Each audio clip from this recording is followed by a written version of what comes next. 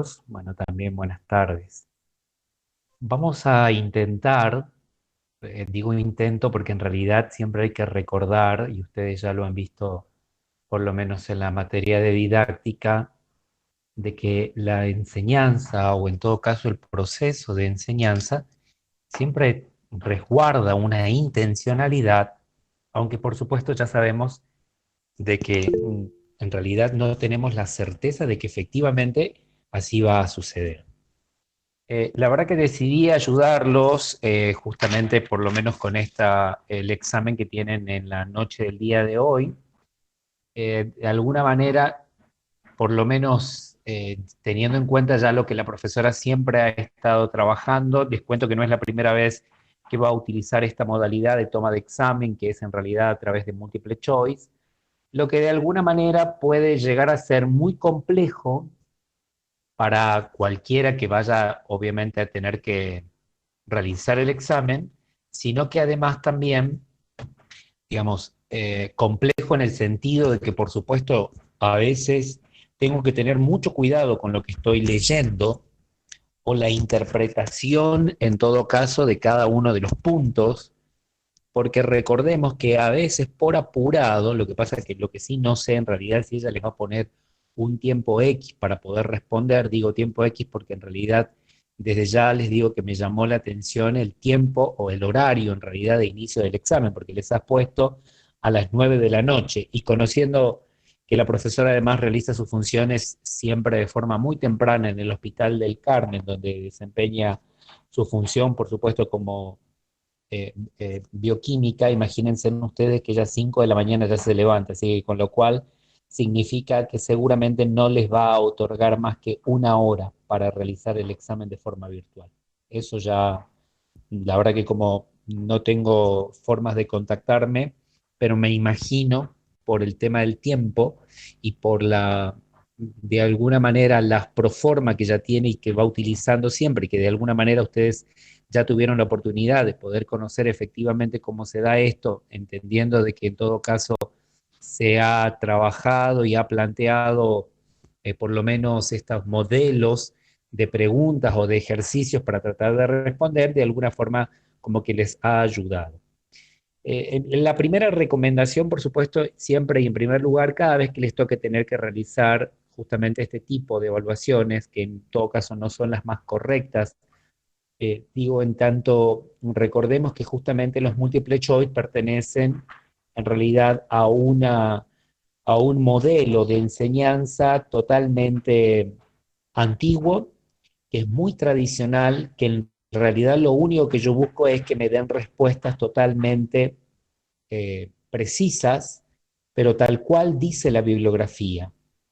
Por eso utilizar los múltiple choice, en realidad para quienes trabajamos desde una mirada mucho más amplia, como son justamente las ciencias sociales, no nos permiten a veces responder, lo cual, ojo, que a la larga nos pueden llegar a terminar siendo algo contradictorio en la hora de buscar nuestras respuestas. Pero bueno, por eso digo que en este sentido se plantea justamente que es muy complejo a veces tener que responder, no solo por el tiempo que puedo llegar a tener, por lo que específicamente me están pidiendo, por lo tanto significará que de hecho cada vez voy a tener que sea necesario, tendré que de nuevo volver a leer cuál es la consigna, porque a veces por apurado, por no leer correctamente la consigna, puedo llegar a marcar una respuesta totalmente incorrecta, por lo tanto inmediatamente ya queda desaprobado por lo menos ese punto. Efectivamente, tal como ustedes están viendo, la profesora generalmente siempre están en razón de entre 15 y 20 preguntas por examen. Ustedes van a tener este primer parcial, porque luego, bueno, en el segundo cuatrimestre tendrán un segundo parcial. No existen trabajos finales en esta materia, o por lo menos es lo que yo tengo referencia de lo que ha sucedido años anteriores. Y en realidad también lo que sí obviamente se les pide es que ustedes vayan realizando cada una de las capacitaciones que van dictando diferentes organismos, como en este caso el de la Organización Panamericana de la Salud, que si bien de hecho yo reconozco que tal vez efectivamente a uno le puede ir sirviendo, le puede servir en el sentido de poder hacer una capacitación que me otorguen un certificado que lo puedo incluir luego a mi currículum. Por supuesto que esto es algo interesante, pero en realidad no es tan oportuno en este momento que ustedes recién están iniciando su proceso de formación, que tengan que conocer muchos de los temas o de las temáticas que no van a estar únicamente relacionadas a lo que es específicamente el campo de la educación para la salud. Y planteo esto porque en realidad, fíjense que todo lo que se está otorgando, por lo menos en la mayoría de las capacitaciones que dicta la Organización Panamericana de la Salud o cualquiera de las otras instituciones, siempre se está pensando en cómo trabajar dentro de lo que es el servicio de salud. Para aquellos que no lo conocen, hoy por hoy en la provincia de Jujuy solamente hay cargo para 70 educadores para la salud, con lo cual imagínense que en realidad hoy por hoy que me quieran, digamos que yo pueda aprender a manejar cuestiones netas o específicamente dentro de lo que es el campo del sistema de salud, en realidad ya está cubierto, con lo cual yo tal vez sí, por supuesto, me es necesario poder conocer algunas cuestiones que en todo caso son muy básicas y generales y que las puedo utilizar desde cualquier ámbito. Pero algunas como cuando ya me dan algunas necesidades de cómo trabajarlo dentro del sistema de salud, en realidad ya no está acorde en todo caso a la realidad de quienes ejercemos el rol y quienes trabajamos específicamente en la provincia de Jujuy. Así que, sin embargo, bueno, vuelvo de nuevo a repetir, puede ser en todo caso algo oportuno el realizar las capacitaciones, pero en realidad a la larga van a entender de que a veces hay que separar lo que te plantean los organismos con lo que en realidad luego sucede a la hora de realizar, en todo caso, bien las prácticas. El multiple choice, como ya les decía, tiene esta particularidad en todo caso de que a veces no solo que tengan que releer las consignas varias veces, sino que obviamente también tratar de leer cada una de las opciones. Como obviamente yo no le voy a dar las respuestas correctas, la idea es que podamos descifrar entre todos, nos vamos a dirigir, me imagino que todos ustedes ya tienen en sus manos, deben haber bajado, algunos de los que tuvieron la oportunidad los pueden haber hasta eh, impresos justamente estos modelos de preguntas y vamos a ir tratando de ir respondiendo de forma rápida, por lo menos algunas que son muy sencillas. Y hay otras que en todo caso, si no tengo los conocimientos fisioanatomopatológicos sobre cada uno de los sistemas de nuestro cuerpo humano, por supuesto que me va a ser muy difícil poder responder. Yo esto a ustedes ya se los había comentado, hay cuestiones que yo no coincido en tener que hacer preguntas muy médicas, porque en realidad no está dentro de nuestro campo, que obviamente salvo que uno vaya a trabajar en alguna área o con personas que viven con algún tipo de problemática, pero en realidad después hay cuestiones que nosotros no tenemos por qué conocer. Pero tranquilos, porque a veces cuando puedo leer las consignas correctamente bien, tal vez me permita en todo caso poder hacer digamos, una respuesta por lo menos más precisa. Vamos entonces al modelo de preguntas número 1, que específicamente habla sobre el sistema respiratorio. Hago las preguntas que ustedes la tienen y a ver si podemos tratar de entender respecto de las respuestas. La primera pregunta dice, ¿cuál es el objetivo de la respiración? Y me da, por supuesto, de las opciones para responder de la A a la E. Pero en este caso, miren qué particular, porque dice que marque la opción incorrecta. Cuando de por sí ya me está diciendo que marque la opción incorrecta, significa que solamente existe una sola incorrecta. No me está dando la posibilidad de que marque las incorrectas con S. Cuando precisamente dice la opción incorrecta, significa que solamente es una. No hay dos, ni tres, ni cuatro, ni cinco, ni nada más que solamente una. Específicamente menciona, bueno, llevar oxígeno a los tejidos, retirar dióxido de carbono de los tejidos, difundir oxígeno desde los alvéolos a la sangre pulmonar, transportar el dióxido de carbono unido al hierro de la hemoglobina en los glóbulos rojos, y la última opción es transportar el oxígeno unido al hierro de la hemoglobina en los glóbulos rojos.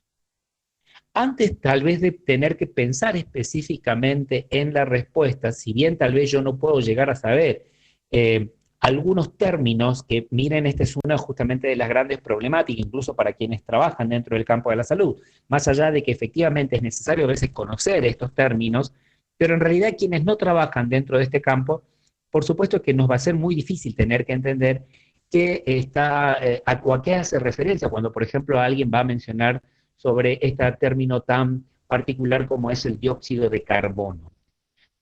Por lo tanto, si ustedes tienen siempre la necesidad de recurrir y armar un vocabulario, por supuesto que yo los invito a que vayan anotando ese tipo de palabras que en todo caso les hace ruido porque tal vez lo han escuchado, pero todavía no tienen la certeza de lo que efectivamente corresponde. Por ejemplo, si yo busco dióxido de carbono, inmediatamente tengo que recordar que justamente de por sí la sangre transporta no solo el oxígeno, sino también el dióxido de carbono. Por lo tanto, acá sí, obviamente son dos procesos totalmente distintos, porque justamente una cosa es la inhalación y otra cosa es la exhalación. Y justamente recordemos que cuando nosotros inhalamos, ¿qué inhalamos? ¿Qué consumimos? ¿Qué ingresa a nuestro cuerpo? Oxígeno. El oxígeno. ¿Y qué es lo que sale? Dióxido El de carbono. carbono. Por lo tanto, si ya de por sí inmediatamente viene a mi cabeza que lo que ingresa es el oxígeno y lo que se va es el carbono, ¿cuál va a ser la respuesta entonces correcta? Perdón, en este caso la opción correcta de... Uy, perdón, me parece que me bajé bastante. Ya me había ido a otro lado. ¿Cuál va a ser la opción incorrecta en todo caso respecto de este punto? A ver, volvamos a revisar. La ¿Cuál es D. el objetivo? ¿Cuál es el objetivo? Exactamente. ¿Cuál es el objetivo de la respiración?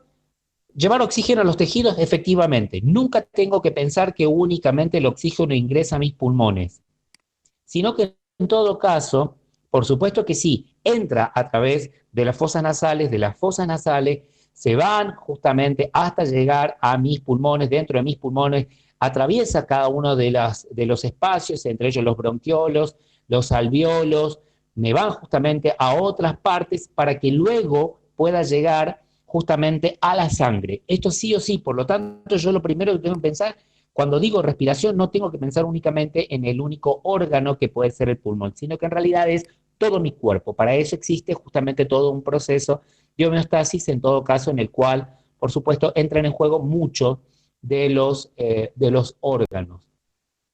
La principal finalidad, por supuesto, que tiene la respiración es la necesidad de incorporar oxígeno a mi cuerpo. Por lo tanto, el cual es transportado, por supuesto, sí, hacia los pulmones, que tenemos justamente en el interior de cada uno de los pulmones, los alveolos pulmonares, donde el mismo es llevado hacia la sangre y el conjunto hacia lo que es el sistema circulatorio para poder distribuir justamente el oxígeno a todo el cuerpo. Pero además de poder llevar el oxígeno, lo que también hace es justamente transportar dióxido de carbono. Sí, pero en realidad, fíjense en que en este caso la opción D dice transportar el dióxido de carbono unido al hierro de la hemoglobina en los glóbulos rojos. Pero su objetivo principal no es ese. En todo caso, eso es su, digamos, su movimiento secundario. El primario es sí o sí el oxígeno, pero sí vamos a encontrar que hay una relación. Yo cuando inhalo, inhalo oxígeno, pero lo que exhalo, exhalo en todo caso lo que son los residuos propios, que en este caso va a estar dado por el carbono. La segunda pregunta menciona, la unidad respiratoria funcional está conformada por lo tanto ahí tendré que hacer una revisión justamente de cuáles son cada uno de estos órganos. ¿El bronquiolo respiratorio está? Sí. De hecho, recordemos, el bronquiolo respiratorio, recordemos que está dentro de los pulmones. Los conductos alveolares también están dentro de nuestros pulmones. Los atrios, de hecho, también son los que permiten el ingreso del oxígeno y van abriéndose y cerrándose justamente. Y por lo tanto, los alveolos también están dentro de los pulmones perfectamente, también están dentro de los pulmones. Por lo tanto, como bien acaba de mencionar una compañera, la respuesta es que todas son correctas.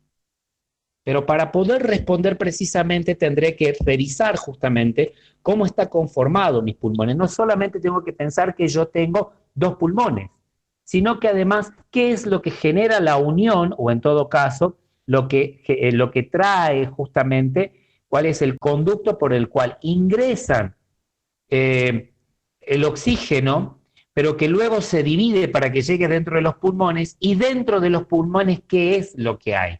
Fíjense que ahí sí van a encontrar los alveolos, los atrios, los conductos alveolares y los bronquios. Es parte de lo que es el pulmón de forma interna.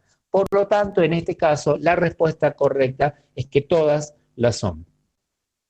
La pregunta número 3 dice, ¿cuáles de las siguientes definiciones es incorrecta? Cuidado, me está pidiendo lo incorrecto, no lo correcto, lo incorrecto. Acá hay una cuestión muy particular porque justamente se está utilizando algunas terminologías que son muy médicas. Ojo que hay algunas que son muy sencillas de recordar, por ejemplo, justamente hipoxia, porque lo que menciona lo que es hipoxia, dice, significa disminución del oxígeno disponible para las células del organismo, produciéndose alteraciones en su normal funcionamiento. La verdad que esa es una afirmación totalmente correcta. Todo lo que sea o sea, quiere decir que está disminuido siempre. Cianosis, ya sabemos, esto se les ha pasado y lo han escuchado muchas veces, que es cuando hay una coloración azulada de la piel, pero la cianosis se da cuando hay justamente una apnea. Todo lo que sea A quiere decir sin, en este caso sin aire. Por falta de aire se produce en todo caso la cianosis, que es el color azulado que toma el cuerpo porque ya no solo que no hay recorrido de la sangre de mi cuerpo, sino que por supuesto tampoco llega el oxígeno, como bien lo hemos mencionado, creo que en alguna vez, a todo nuestro cuerpo. Recordemos que en realidad siempre, por eso ustedes, acuérdense lo que una vez yo a ustedes les comentaba, cada vez que se escucha hablar de un paro cardiorrespiratorio, o al revés también, respiratorio cardíaco, es porque en realidad siempre vienen de la mano ambos, tanto el sistema respiratorio como el sistema cardiovascular, con lo cual imagínense que como tienen esta función tan estrecha y tan relacionada entre ambos sistemas, si a mí me falta el aire, inmediatamente va a afectar el corazón. Si está afectado el corazón, inmediatamente va a afectar al sistema respiratorio. Por lo tanto, la cianosis, ese color azulado que toma justamente, es porque hay una falta de oxígeno en la sangre. La tercera respuesta que dice disnea, que en este caso recordemos que disnea es dificultad respiratoria que se puede traducir en falta de aire, pero es dificultad, no es en este caso apnea cuando en realidad ya no tengo respiración, sino tampoco es taquipnea. Taquipnea es cuando en realidad respiro mucho más fuerte. ¿Se acuerdan ustedes esa canción? Para que vean simplemente cómo las terminologías a veces uno le pueden ayudar. Todo lo que sea taqui es rápido. Taca, taca, taca, taca. ¿Se acuerdan de esa canción que decía me late, me late, me late el corazón, tengo taquicardia? Ay, sí, señor. Porque en realidad taqui es rápido. Taqui, taqui, taqui, taqui, taqui, taqui, taqui, taqui. Si yo tengo o sea, taquicardia, quiere decir que mi corazón está rápido. Si yo digo que tengo una taquipnea, significa que justamente mi respiración está acelerada. Si yo digo apnea, quiere decir que no tengo directamente respiración. Pero en el caso de la disnea es dificultad. No quiere decir que no estoy pudiendo respirar. En todo caso se puede transformar esa disnea luego en una apnea. Pero en realidad lo que me está costando es poder respirar. ¿Mm? Esto es lo que está sucediendo. Pero cuidado, porque estoy viendo ya que están mandando algunos las respuestas. Lean correctamente lo que dice, porque en este caso dice, disnea es la angustia mental asociada a la imposibilidad de ventilar lo suficiente para satisfacer la necesidad del aire. Cuidado porque ahí está la trampa. La trampa es cuando menciona que hay una angustia mental. No es una cuestión de angustia mental, porque en realidad o sea, lo mental, si bien es cierto, mi cerebro es el que me da la orden para que justamente todos mis organismos puedan estar en correcto funcionamiento. pero en realidad hay algunas cuestiones externas que no tienen que ver inmediatamente con mi cuestión mental, que en realidad ya me ponen a mí a que pueda tener una disnea. En Jujuy, por ejemplo, el hecho de que nosotros en corto tiempo, por ejemplo, si yo de San Salvador me voy hasta las Salinas Grandes para alcanzar más de 4.000 metros sobre el nivel del mar, yo lo puedo hacer nada más que en una hora. Imagínense en ustedes, eso es lo que... después háblamelo porque te juro que no te entiendo lo que me está diciendo, porque leo a media, yo no sé si prestar atención a lo que leo, a lo que le estoy diciendo. Pero lo de la angustia mental son cuestiones a veces dadas por la cuestión netamente externa de lo que sucede. Cuando yo paso de un lugar a una altura superior, que nosotros le podemos llamar, obviamente, me agarró la puna, imagínense que esa falta ya provoca, o sea, una cuestión externa provoca que mi cerebro tenga que tener esta situación totalmente distinta, o sea, de esta dificultad respiratoria. ¿Sí? Ahora bien, la Profe, neumonía incluye, sí, profe, Melina, es lo que dice ahí en la guía, profe, el concepto de disnea. La profe lo puso ahí en el Power y de ahí se basó sí, ella solamente, para sacar. pero lo estoy mencionando, o sea, simplemente la aclaración que les estaba dando, porque en realidad, ustedes acuérdense que las preguntas no se las va a hacer de forma tan concreta, ella puede variar. Recuerden que no necesariamente, la angustia esta, ¿por qué se va a dar en todo caso? Por factores completamente externos. Hay algo que está generando que yo tenga dificultades para poder respirar. ¿Cómo hace justamente mi sistema para inmediatamente tener que generar esta dificultad? Se genera por algo totalmente externo. Si no hay nada externo, ¿por qué mi cuerpo va a dejar de justamente tener que cumplir con esta función tan particular como es el de respirar? La angustia entonces está dada pero por factores totalmente externos. Dice la otra, es importante la identificación de contactos de tuberculosis. Y acá, ay, perdón, ya se me fue a otro lado, perdón. No sé por qué se me baja todo de repente. Neumonía incluye cualquier enfermedad inflamatoria del pulmón en la que algunos o todos los alveoles están llenos de líquidos y células sanguíneas. Por supuesto que eso es algo totalmente correcto. Y la última, que menciona la afinidad de la hemoglobina por el carbono, es 250 veces menor que el oxígeno. En todo caso, la respuesta correcta, ¿cuál es? Perdón, la definición totalmente incorrecta, ¿cuál es? A ver si tengo, creo que habían escrito alguno, espérenme que voy a buscar. La E, profe, Yo tengo la E también, porque profe. dice que Sí, en porque realidad es la la D E, efectivamente, porque porque él si es dice menor que el carbono, ¿hay algún problema? No. El problema es cuando es mayor. O sea, fíjense en cómo es una balanza. Si yo tengo, esto es como una balanza, si yo tengo mucho carbono, poco oxígeno, por supuesto que ahí ya se me complica el tema. Imagínense si es al revés, si en cambio yo tengo buena cantidad de oxígeno, pero en realidad está regulada la emisión del dióxido, fíjense que en realidad no vamos a tener ningún problema. Pero como justamente acá me está diciendo, ojo, porque me habla encima de una afinidad con la hemoglobina. Recordemos que la hemoglobina tiene la función justamente de poder trasladar todo el oxígeno dentro de mi cuerpo, pero en este caso está relacionado más con el dióxido que con el oxígeno. ¿Se entiende?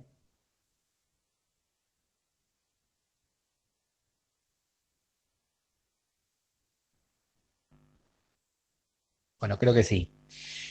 La cuarta pregunta ya me habla obviamente de la tuberculosis. Sí, vos sabes que en realidad, Elba, yo tengo una duda también respecto porque te menciona que es menor. En realidad, si me dice que es menor, para mí no tendría problema. Yo, como la verdad, vuelvo de nuevo, para mí, yo la asociaría en todo caso, más que la E, directamente yo me iría más por la C.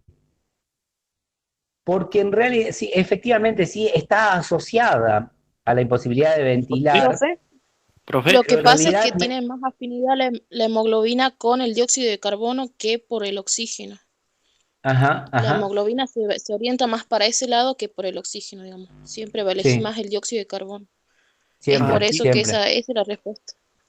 Sí, sí, sí, tienes razón. Así que por eso te digo, pues, en realidad uno, por eso si se pone a pensar, me quedo entre la C y la E, mucho más certera, obviamente, sería la E, en todo caso. En la pregunta 4 que ya te habla obviamente de tuberculosis pulmonar, el bacilo de Koch produce una reacción tisular peculiar en los pulmones que incluye. Obviamente, invasión del tejido por macrófago, totalmente cierto. Tabicación de la lesión por tejido fibroso para formar el denominado tubérculo, que si no se trata se produce una marcada destrucción del tejido pulmonar, totalmente correcto. La transición de la tuberculosis es directa, su vía de transmisión, principal vía de transmisión es la aérea por inhalación de bacilos tuberculosos contenidos en pequeñas partículas aéreas, correcto. Y por último, los riesgos de contagio están en relación directa con la cantidad de bacilos existentes en el aire expirado. Todas son correctas.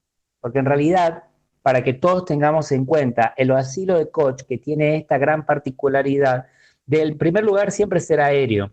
Es decir, que yo lo que hablo, lo que puedo toser, lo que puedo estornudar, queda, pero queda justamente pendiente y sostenido justamente en el ambiente. Porque se creen que justamente una de las recomendaciones es siempre generar la ventilación. Segundo, permitir el ingreso del sol, porque cuando ingresa el sol en todo caso va a matar, va a ayudar en todo caso a que se puedan morir cada uno de estos bacilos. Y segundo, va a permitir mucho más la circulación justamente del aire, y por lo tanto también me piden que yo trate de evitar que haya una conglomeración permanente de las personas, es decir, que no puedo tenerlos en hacinamiento. Cuanto más alejados estén, mucho mejor. Ya sabemos que cuando uno estornuda, en realidad tenemos una distancia mínima a las cuales ya llega cualquier tipo de estornudo. Obviamente, ustedes ya lo saben. Las gotitas de flush, que en realidad si ustedes se ponen a tener que estornudar o incluso ni siquiera estornudar, a hablar y tienen, por ejemplo, el reflejo o cualquier ingreso de un rayo de luz, particularmente si es solar lo van a poder ver mucho mejor, van a ver que efectivamente ya salen esas famosas gotitas de flush y quedan los bacilos suspendidos en el aire. Como ya quedan suspendidos en el aire, pero cuando ingresan, por supuesto que también ya lo sabemos, lo que va a generar es ingresar y atacar precisamente cada uno de mis órganos.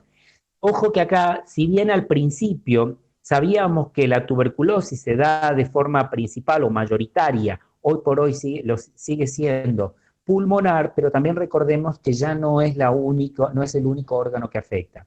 Hay tuberculosis cerebral, hay tuberculosis óseo, hay tuberculosis, o sea, afectan tantos otros órganos, no creamos que la tuberculosis únicamente afecta los pulmones. Pero cuando ingresa, obviamente, imagínense que no es simplemente que yo tengo que comenzar a tratar de conquistar cada uno de estos órganos, sino que al conquistar voy realizando justamente dónde me voy a ubicar, dónde voy a estar, dónde voy a permanecer y dónde me voy a reproducir. Por eso es que justamente habla específicamente de que hay lesiones en los tejidos, es decir, dónde se instala. Y dónde se instala comienza a armar su casa.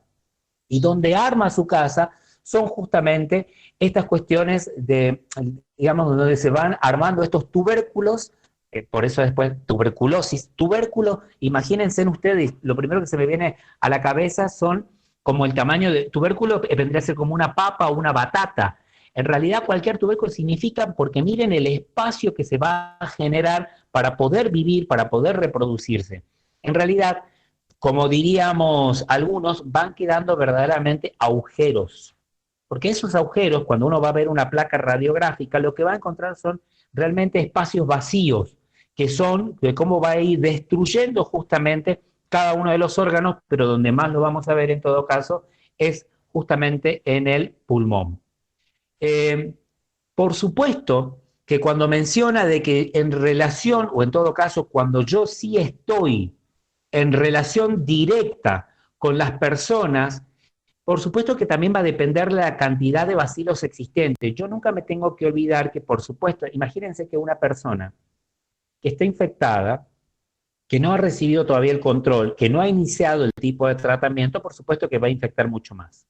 Pero también tengo que recordar que aunque una persona ya fue detectada, pero si esta persona no cumplimenta con el tratamiento, que ya sabemos tiene una duración de 6 meses, y que de hecho existe un programa que se llama tratamiento directamente observado, porque en realidad ninguna persona que tiene tuberculosis puede evitar o tiene que suspender, no puede suspender ni tampoco olvidarse de tomar el medicamento, por eso es observada, es decir, toda la persona que tiene tuberculosis realmente todos los días tiene que ir al sistema de salud, o la gente del sistema de salud se traslada hasta el domicilio de la persona, porque en realidad no puede olvidarse nunca que ha tomado la pastilla. Porque si yo corto un día la pastilla, lo que genero es una resistencia justamente.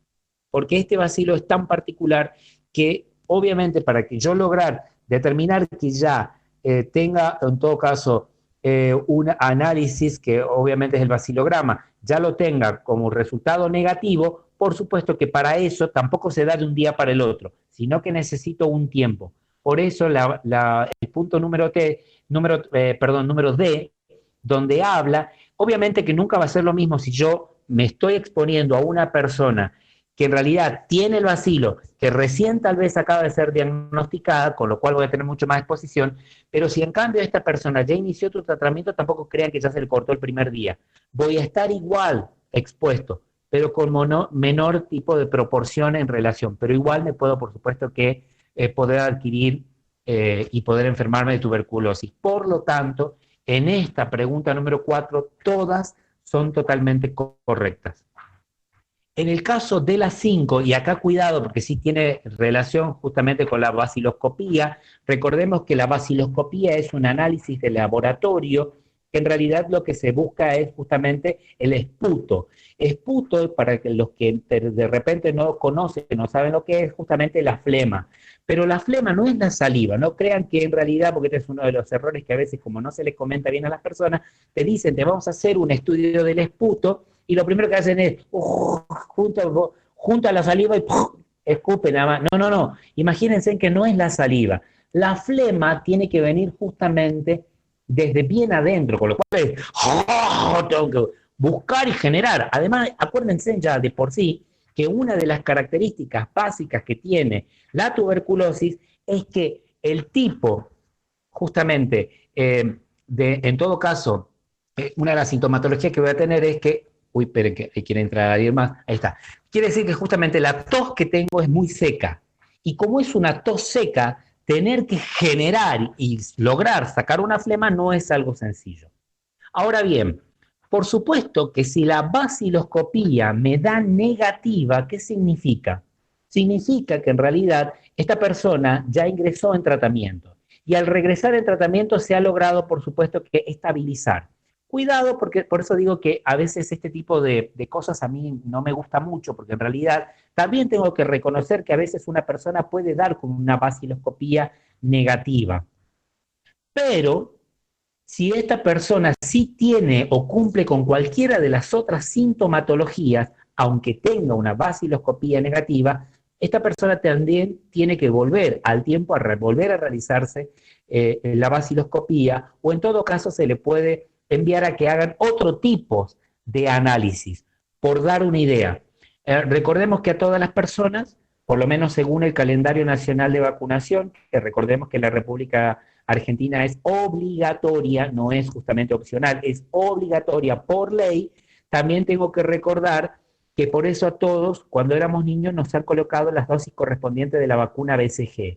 La vacuna BCG es precisamente la que nos colocan no para que no nos enfermemos, porque si no, en todo caso, todo el mundo inmediatamente haría referencia o pensaría que para qué me pongo la vacuna si igual después me puedo llegar a enfermar. El tema es que lo que va a evitar en todo caso la vacuna es que, por supuesto, tal vez no llegue a estadios avanzados de la enfermedad, o en todo caso, la vacuna lo que va a evitar es que pueda progresar de forma mucho más rápida que lo que puede hacer una persona que, por ejemplo, está en otro tipo de condiciones. Lo que pasa es que también hay que recordar que a veces los escenarios, por supuesto, que son totalmente distintos. Imagínense ustedes cuando ya tienen el sistema inmunológico totalmente deteriorado, es decir, una persona, por ejemplo, que tiene cáncer, que ya tiene, por supuesto, una inmunodepresión o que tiene alguna de las otras infecciones que generan una deficiencia en el sistema inmunológico, por supuesto que va a ser mucho más rápido y mucho más fácil que pueda adquirir cualquiera del resto de las enfermedades. Pero en este caso, como me dice, la opción A es enfermos con vaciloscopía negativa y en especial los que tosen. Yo por eso digo que a mí no me gusta mucho, porque entonces, ¿quiénes son los que transmiten mayormente? La única opción que me da en todo caso, aunque la anterior me daría ya para agregar algunas cosas, pero en este caso es las personas que tienen vaciloscopía positiva y en especial las que tosen. Porque recordemos que al ser aérea, justamente el lugar donde le gusta permanecer para poder luego ingresar a través de mis mucosas, yo nunca me tengo que olvidar que justamente este agente totalmente externo, como es el bacilo, lo que busca para poder ingresar son justamente mis mucosas. La gran pregunta es, ¿cuáles son las mucosas? Yo en mi rostro tengo la mayor cantidad de mucosas, la boca es una mucosa, la nariz es una mucosa y los ojos es una mucosa. ¿Ven por qué en realidad está muy relacionado a la tuberculosis, muy relacionado a la gripe, muy relacionado ahora al COVID? Porque justamente el lugar por donde le gusta ingresar son estas mucosas. Las otras mucosas que en realidad también tenemos, como son las mucosas genitales, por supuesto que a esa en todo caso ya no es tan fácil el tener que, digamos, exponerme como sí lo podemos hacer con estas mucosas, que obviamente cuando uno va a cualquier lugar, se encuentra con una persona, charla con una persona, está en el mismo colectivo donde tosió a alguien o en cualquier otro espacio, por supuesto que vamos a tener muchas más probabilidades de que ingrese de forma mucho más rápida. Los otros, cuando dice vaciloscopía negativa, y especial los que no tosen, si de por sí ya la vaciloscopía es negativa y de hecho no tiene ninguna otra sintomatología, no hay manera de que pueda transmitir nada. En el caso de la opción D que dice enfermos con vaciloscopía positiva en orina y tuberculosis renal, cuidado porque en realidad para cuando ya tienen vaciloscopía positiva en orina y en tuberculosis renal es porque en realidad primero deberían haber tenido justamente en esta prueba tan básica como es el del esputo y después recién se puede realizar los estudios tanto renales o incluso en orina para saber si todavía está activa o no está activa, si está funcionando o no está funcionando el tratamiento directamente observado que se le ha propuesto. Sobre todo si además esta persona tiene una comorbilidad, es decir, tiene ya alguna enfermedad que lo que puede generar es favorecer y hacer de que no afecte únicamente el pulmón, sino cualquiera del resto de nuestros órganos. Por lo tanto, en realidad, como me está preguntando, es transmitida mayormente, en este caso, yo ahí me queda, ven cómo en realidad me vuelve de nuevo a quedar entre las opciones, pero como dice que es la mayormente, solamente me queda la opción B, que es entonces personas con vaciloscopía positiva y en especial las que tosen. ¿Alguien que quiera mencionar algo al respecto?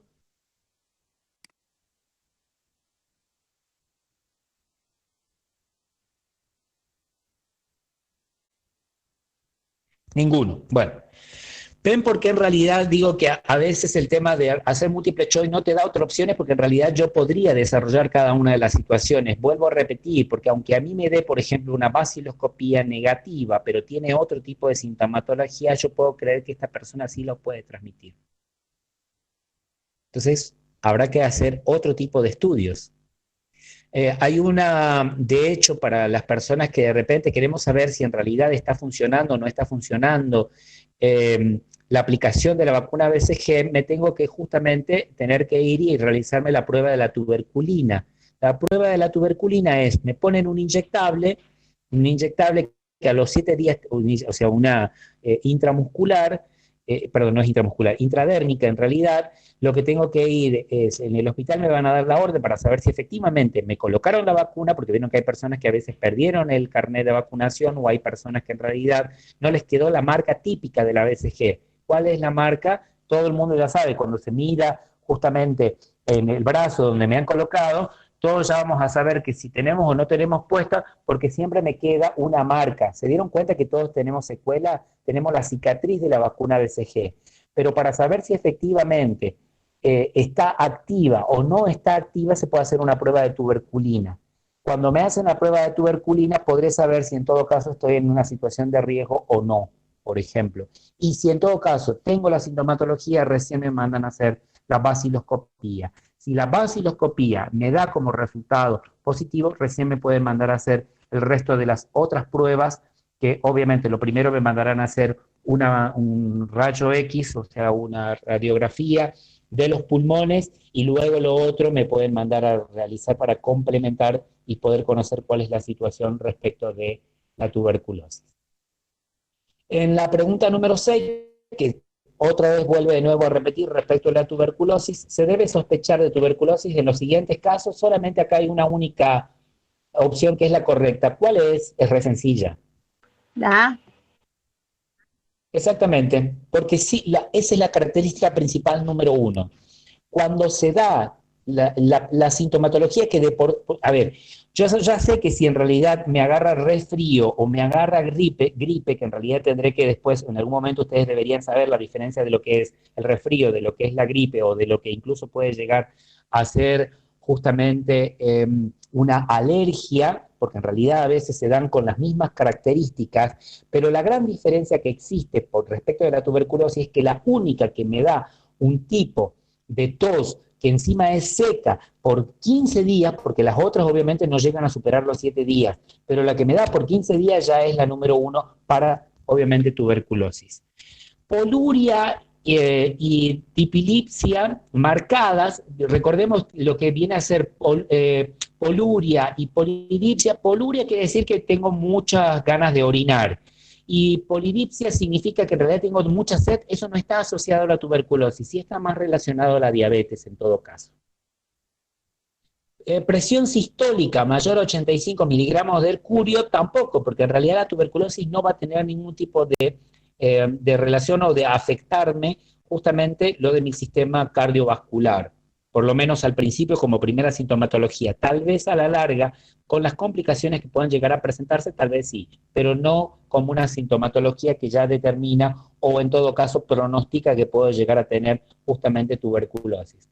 Una medida de cintura mayor a 105 centímetros, fíjense que es todo lo contrario. De hecho, una de las características principales que se da, de hecho, si uno revisa las estadísticas y la epidemiología respecto de la tuberculosis, se da mucho más en personas que tienen baja alimentación, baja calidad alimenticia. Cuidado, porque la baja calidad alimenticia no tampoco puedo inmediatamente pensar en alguien flaco, porque a veces alguien completamente obeso también tiene deficiencias nutricionales.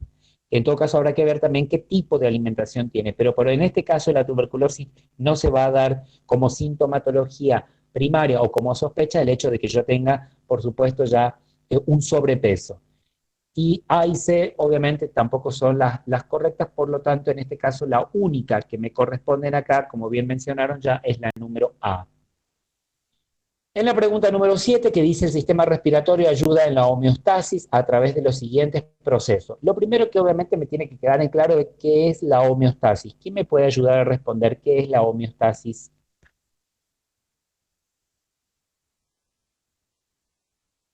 Lean de los machetes que tienen, ¿qué es la homeostasis? Es lo primero que me tiene que quedar en claro, si no, no voy a poder responder. tiene que ver con respecto al equilibrio que se busca en nuestro organismo. Exactamente. Eso es, miren, es justamente la homeostasis tiene esta gran tarea de poder regular la combinación de cada uno de los elementos líquidos y sustancias que tengo dentro de mi cuerpo y tratar de equilibrarlo, porque si me voy más o quedo de menos, esto ya genera justamente una complicación. Y dice específicamente esta pregunta: el sistema respiratorio ayuda en la homeostasis a través de los siguientes procesos: regulando la acidez sanguínea, regulando la concentración del carbono. Efectivamente, es lo correcto, porque eso es lo que hace. Recordemos, nosotros, ya lo mencioné hace rato, aspiramos oxígeno, pero expiramos dióxido. Por lo tanto, sí regula cada uno de estos elementos. Regulando la cantidad de glóbulos rojos en sangre en el factor intrínseco, también. Porque tampoco puedo pasarme de tener muchos glóbulos rojos y pocos glóbulos blancos. La idea es que regule, tener por lo menos de forma equilibrada tanto los glóbulos rojos como los glóbulos blancos. Intercambiando dióxido de carbono y oxígeno entre la atmósfera y la sangre de los alvéolos. Por lo tanto, también es correcta. El tema viene justamente ahora acá en esta pregunta número D, que es expulsando sustancias volátiles nocivas. El tema es, ¿cuáles son esas sustancias volátiles nocivas? Lo que pasa es que, cuidado, les digo, porque te da a interpretar cuando uno dice sustancias volátiles, quiere decir obviamente que pueden ser, que obviamente son gases que existen. Ahora, ¿qué gases son nocivos?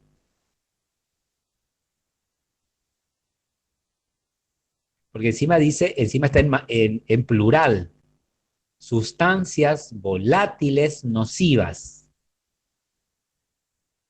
Cuando en realidad estamos hablando del sistema respiratorio.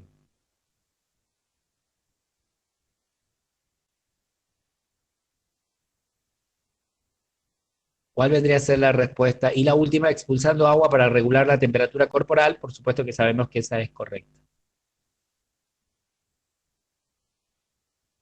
¿Cuál vendría a ser? Profe, Sí, profe, yo había sí, puesto Carla. el factor intrínseco que era incorrecta porque, bueno, la profe en el Power dio todas esas respuestas menos eso, entonces me quedó, pero no lo logré entender bien, Ajá. porque Ay, en el no está eso, lo bueno, del para factor vos decir intrínseco. que es la B, ¿alguien que tenga alguna otra respuesta o que coincida con la compañera? Profe, yo también coincido con mi compañera. Yo también había ¿Quién puesto la más? respuesta. A ver, ¿cuáles son factores intrínsecos y cuáles son factores extrínsecos? ¿Cuáles son intrínsecos y cuáles son los contrarios? Extrínsecos. ¿Cuáles son?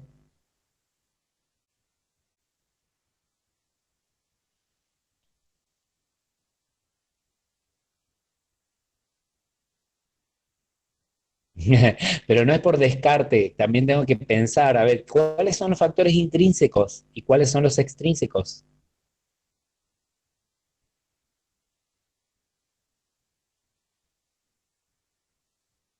Profe, con eso ¿Quién, lo quién? relacioné con lo que el estómago creo que era y que el tenía el factor, hablaba algo del factor intrínseco, entonces lo relacioné ahí.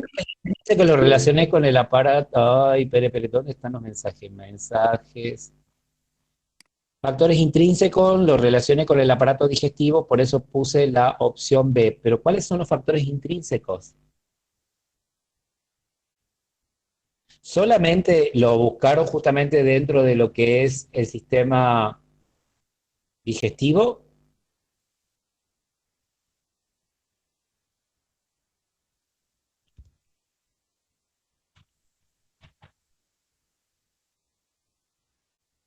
Tienen que tratar de siempre recordar algo, no se queden relacionando, a ver, por ejemplo, homeostasis no es una palabra únicamente para el sistema respiratorio, homeostasis es para todos los sistemas, así que cuidado con el tema este de una Así es, pregunta. profesor.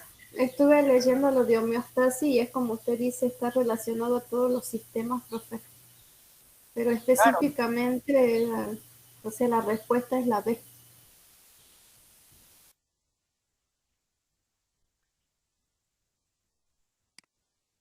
Ven que en realidad esa es la manera en la que ustedes van a encontrar la respuesta, porque si yo ya sé que el factor netamente intrínseco inmediatamente me va a llevar, obviamente, a lo gástrico o en lo que se denomina incluso factor intrínseco de Castle, que obviamente es la glucoproteína relacionada, etcétera, etcétera, etcétera, etcétera. Imagínense justamente que ya me lleva a que la respuesta en este caso sea la B. Yo les aviso que igual ella no va a tomar muchas de estas preguntas, pero esto es simplemente lo que estamos haciendo por si estoy dando alguna de las respuestas. O estamos tratando de construir entre ambos el tema de la respuesta. Pero el tema, lo que sí tengo que pensar, es justamente tratar de que tengo que siempre cuando leo algo tengo que tratar de buscar mucho más elementos para tratar de responder y de saber si efectivamente esto es así o no es así. Bueno, la número 8 dice, estas son re fáciles las últimas tres. Porque es, a ver, que por favor alguien me lo responda. Desde Educación para la Salud podemos intervenir en prevención de tuberculosis porque, ¿cuál viene a ser justamente la incorrecta de la número 8? La tuberculosis. Gonzalo, ya que estás acá. La primera, la A, la tuberculosis es una enfermedad. Exactamente. Yo no puedo decir nunca que es incurable. De hecho, hoy por hoy, la tuberculosis es curable, siempre y cuando se detecte temprana y oportunamente y las personas cumplimenten con los tratamientos recomendados. Porque si ven que en realidad yo sí tengo que marcar que es justamente, hoy por hoy se puede curar, pero, ven, por eso no me gusta a mí mucho el tema del múltiple choice, porque en realidad no me deja aportar de que si en realidad la persona, por ejemplo, no pudo tener una detección temprana y oportuna, si de repente esta persona abandonó el tratamiento, si de repente la persona tiene una otra comorbilidad, puede generar incluso hasta una multiresistencia. Por lo tanto, imagínense en ustedes que la rifampicina, que en todo caso va a ser el medicamento que hoy por hoy está disponible dentro del vademecum para poder tratar a las personas con tuberculosis, porque en realidad recordemos, solamente hoy por hoy para tratar tuberculosis hay 2 tipos de medicamentos, no hay más. Así que imagínense en ustedes, si yo fallo con uno, me queda la otra opción y ya no me queda ninguna otra opción. Pero en realidad, de que en realidad tengo que mencionar siempre como educador para la salud es que la tuberculosis, por supuesto que es curable, entonces no puedo quedarme, la incorrecta es decir en todo caso que sería incurable, como bien lo acaban de mencionar. De la número 9, desde Educación para la Salud podemos intervenir en prevención de tuberculosis, porque ¿cuál es la incorrecta en la número 9?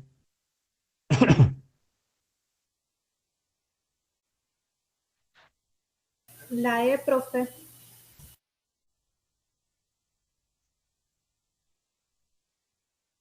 ¿Alguien más? Sí, la E, profe. ¿Ya? Miren, uy, perdón, pero justo alguien me estaba llamando, pero no le vamos a dar bolilla.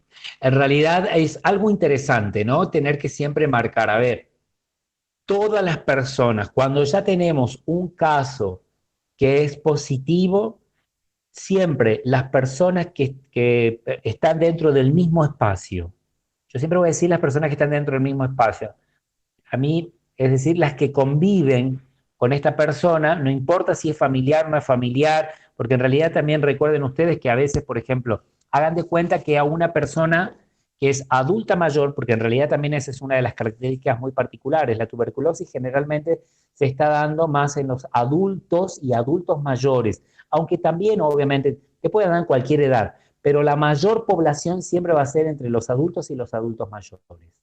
Imagínense que estamos hablando de un adulto mayor que está, por ejemplo, internado en una residencia, lo que antes se conocía como geriátrico, o como hogares de ancianos, que en realidad todas esas 2 palabras ya no se utilizan, en realidad son las residencias. Si está en una residencia, por supuesto, me gustó que hayan colocado es quienes conviven con una persona, porque no necesariamente tengo que poner que sean sus familiares, pueden no ser sus familiares, pero el hecho de convivir, por supuesto, que sí necesitan. Entonces no puedo yo decir no necesitan controles de salud. No, al contrario, sí deben realizar los controles correspondientes, incluso no solo los controles, sino también tener que hacerse la vaciloscopía, por ejemplo. Y la última, como educador para la salud es necesario que participemos en promoción y prevención de la tuberculosis porque ¿quién tiene la respuesta de esta última? Son todas correctas. Sí, así es, efectivamente, Gonzalo, son todas correctas. Sí. En primer lugar, efectivamente, la tuberculosis es un problema de salud pública en el país y está presente en la comunidad y se puede prevenir. Totalmente cierto. En toda la comunidad significa y en todo el país, no importa si yo soy rico, si soy pobre, si vivo en el campo o si vivo en realidad en plena ciudad. No importa si vivo justamente en una casa prefabricada o si vivo en un departamento. No importa, ¿sí? Segundo, ¿la tuberculosis es una enfermedad que puede afectar a cualquier persona? Sí. De hecho, hay personas ricas, personas pobres, hay personas jóvenes, personas adultas, adultas mayores, hay hombres, hay mujeres, todos podemos tener justamente tuberculosis. ¿La tuberculosis es una enfermedad curable y el tratamiento de la tuberculosis es gratis? Sí, efectivamente. De hecho, existen programas mundiales para tratar la tuberculosis, la malaria, el VIH, justamente son las tres, por lo menos los tres ejes centrales, que si usted se pone a revisar los objetivos de desarrollo sustentable, están dentro de un mismo programa a nivel mundial. Así que imagínense en que sí, se trabaja mucho con el tema. Y todas las personas con tos por más de 15 días deben realizarse el examen de la flema o el esputo, como en realidad corresponde mencionar, perfectamente. Es lo correcto. Por lo tanto, tal como lo han mencionado, todas son correctas. Ven que en realidad, a la hora de tratar de hacer una revisión sobre cada una de estas preguntas, la leo bien primero si me piden correctas o incorrectas y de ahí trato de hacer un análisis medio rapidito, no me da para mucho, y lo respondo. Pasemos al modelo número 2. Vamos medio rápido, pero tratando justamente de encontrar a ver algo que ustedes ya tenían para revisar, leer y poder saber. Acá viene algo muy particular. Bueno, el ciclo cardíaco es el tiempo desde el comienzo de un latido hasta el comienzo del siguiente. Y me piden que elija la respuesta incorrecta. Está formado por 2 periodos, por 4 periodos.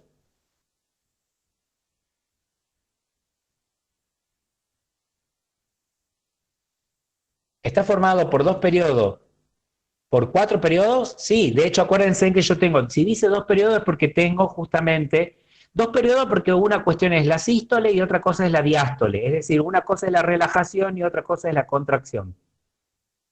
Y en realidad también me habla de 4 periodos, porque efectivamente yo no me tengo que olvidar que tengo 2 aurículas y tengo 2 ventrículos. Nunca me tengo que olvidar. Miren cómo en realidad funciona el corazón. Cuando este se contrae, este se relaja. Cuando este se relaja, este se contrae. Entonces imagínense, tuk tuk, tuk tuk, tuk tuk, tuk tuk. Eso es lo que está pasando. Y en realidad, miren que yo estoy, porque tengo 2 brazos, o sea, 2 brazos y 2 manos, por lo tanto yo estoy marcando solamente la mitad de lo que en realidad sucede. Porque cuando esto sucede acá, si se comprime acá, acá se abre. Si me voy del otro lado, exactamente pasa lo mismo. Fíjense en que estamos divididos en 4. ¿Se acuerdan que el corazón yo lo divido en 4? Entonces, esto es lo que sucede. Si yo me voy a lo de arriba, esto es lo que sucede. Y si me voy a lo de abajo, lo mismo. Además es un circuito cerrado, es decir, que siempre va y vuelve, circuito cerrado. Tuk tuk, tuk tuk, tuk tuk, tuk tuk, tuk tuk. Se comprime, se relaja, se comprime, se relaja, se comprime. ¿Se entiende? Bien. El periodo de la relajación se llama diástole y es el llenado de la sangre auricular. Perfecto. Al cerrarse la válvula aórtica, la presión cae durante toda la diástole, efectivamente. La presión diastólica es de 120 miligramos, es al revés. Lo que sea sístole es cuando hay compresión. Diástole es cuando hay relajación. Sístole, compresión. Diástole, relajación. Sístole, cuando hay entonces presión, es cuando me va a dar cuánto de presión alta tengo. Cuando tengo, en todo caso, la diástole me va a decir cuánto de mínima tengo, o sea, la relajación que tiene. ¿Cuánto es el valor normal? 80. 120, 80. Para 120, 80, o como algunos también le dicen, 12,8. Mientras que yo siempre mencione que son milímetros en mercurio, en realidad justamente voy a saber. ¿Se van a acordar entonces? Sístoles, compresión. Diástole, relajación. ¿Sí? Sístole, diástole, sístole, diástole, sístole, diástole, sístole, diástole. Entonces, si me está diciendo la presión diastólica de 120, no. Porque la diástole es la relajación, quiere decir la mínima. Y la mínima es 80. Hago una pregunta que creo que por ahí más abajo está relacionado. ¿Cuándo en realidad entonces ya no se considera que es normal? Si el normal es 120-80 o 12-8, ¿cuánto entonces ya deja de ser normal y me preocupa y me tiene que llevar a realizar otro tipo de controles? 140-90. Por ejemplo, o aunque incluso puedo llegar a tener 140 y 80 igual, pero ya miren cómo la sístole ya me está diciendo que hay algo que está generando a que me sea mucho más difícil tener que realizar esta contracción. Ojo que también puede suceder al revés. Acordemos que esa en todo caso es hipertensión, cuando tengo más del parámetro normal. Pero cuando tengo por debajo del parámetro normal, ¿cómo se denomina? Si el otro es Hipotensión. Hipotensión. Sí, exactamente. Cuando es bajo es hipotensión. Hipotensión significa cuando tengo por debajo de 120-80. Hay personas que pueden tener, por ejemplo, 100-60. Entonces, ¿quiere decir que es hipertensa? No, es hipotensa. Y en realidad, ambos, si yo tengo baja presión o alta presión, es decir, o hipertensión o hipotensión, cualquiera de las dos necesita de la revisación de los controles y de los tratamientos correspondientes. Nunca me tengo que olvidar de eso, ¿sí? Bueno, es que esta parte es media particular. La pregunta 2 dice, la válvula cardíaca cumple la función de... ¿Cuál es la función de la válvula cardíaca?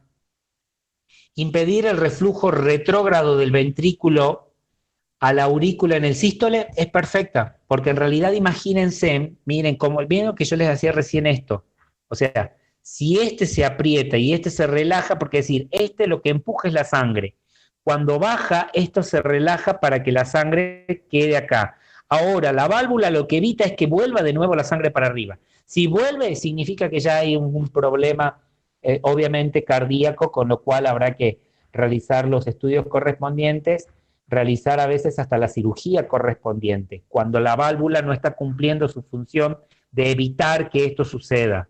Pero en realidad lo correcto es, si este se comprime, es porque está empujando la sangre, está generando la sístole y es la diástole, es porque se carga de sangre y todo va funcionando de esta manera, para empujar la sangre. ¿Sí? Por supuesto que sí. Impide que sea retrógrado por cualquiera de las dos partes, o de la ventrícula de aurícula o de la aorta a los pulmones. Recordemos que ya hemos dicho que justamente esto es un circuito netamente cerrado. Al ser cerrado no puede volver. De hecho, tampoco puede permitir que la sangre quede estancada. Si queda estancada es porque hay algo que está ya generando que la sangre no pueda llegar justamente a todos los espacios. Puede suceder, por ejemplo, por un ateroma. Un ateroma quiere decir la grasa que se acumula dentro de las venas, que de las venas pueden pasar incluso también a las arterias, que cuando esto sucede, las arterias pueden terminar generándose un accidente cerebrovascular, o puede incluso poder llegar a ser por otro tipo de situaciones que en realidad genera la coagulación y el estancamiento justamente de que no permiten en todo caso el recorrido que tiene que hacer mi sangre como corresponde. En realidad entonces la válvula cardíaca cumple la función. ¿Cuál es la incorrecta acá? Es la respuesta número D. Es decir, eleva la presión arterial de la diástole. No puede elevar la presión de la diástole. Recordemos que diástole es relajación.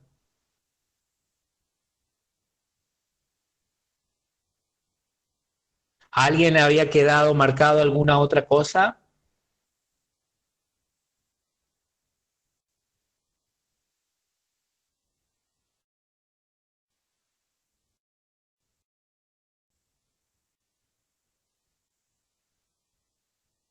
Bien, me imagino que no. De la pregunta 4, ¿cuáles de los siguientes mecanismos es o son centrales en la homeostasis del sistema cardiovascular? ¿Alguien tiene alguna respuesta, algo para compartir, para conversar sobre este punto?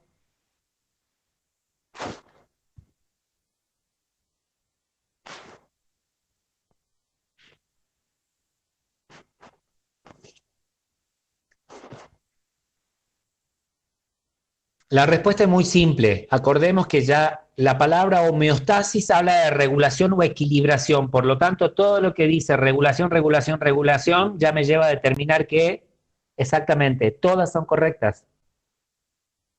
Ya cuando ustedes acuérdense, por eso les dije, busquen a veces las palabras clave. Si la palabra es homeostasis, yo ya sé que homeostasis significa regulación para buscar la equilibración. Listo. Entonces ya sé que todas las otras no tengo ni siquiera que ponerme a leer o perder el tiempo tratando de entender porque me puede llegar a confundir. Ya sé que es regulación.